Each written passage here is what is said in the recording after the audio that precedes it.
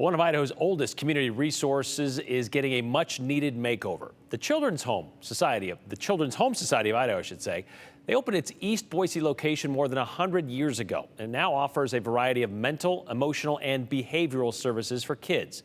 Abby Davis visited that home earlier today. Abby, putting off these renovations has finally caught up with them.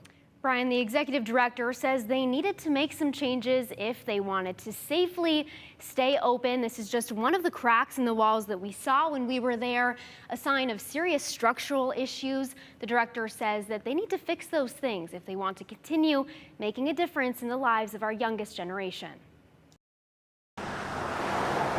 You might miss it passing by, but there's a crew of workers putting in the work outside. So we're going to preserve the historic value of the building, So the Historic Children's Home Society of Idaho can continue its work inside.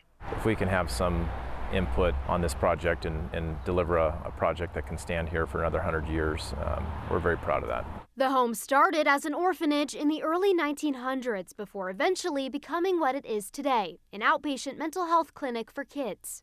The children's home is really such a crucial resource in our community. We see at least 90 to 100 to 120 kids per day. We allow everybody, regardless of their inability to pay, to be able to bring their kids here and be able to be served. The building, though, needs major updates. Because of focusing on providing the service to the low-income families and making sure that every kid actually gets a chance to be served, we have put, aside the major maintenance of the building. Executive Director Ansam Siddiqui says they can't hold off any longer. That's why they started a capital campaign to raise money for renovations about a year and a half ago. They're currently in phase 1 of 4. Well, right now they're actually removing part of the roof section. Chomo Santana and his team at Teal Point Custom Homes are leading the project. So we're doing a complete mechanical renovation,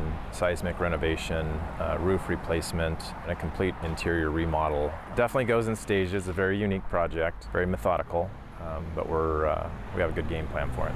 A plan Annika Klein can't wait to see become reality. She says the home helped save her life when she was a teenager. The children's home kind of bridges that gap between needing care and actually getting it. And so seeing steps being taken to ensure that that extends into the future is really promising and hopeful. Siddiqui says they've raised just over $2 million. That money came from grants and community members. They're still about $1.5 million short. Crews will renovate as that money continues to come in, Brian. Interesting. And it is one of the most visible historic homes on Warm Springs Avenue, too. So it'd be one of those things nice to see that kind of get back up to snuff. Exactly. All right. Thanks, Abby.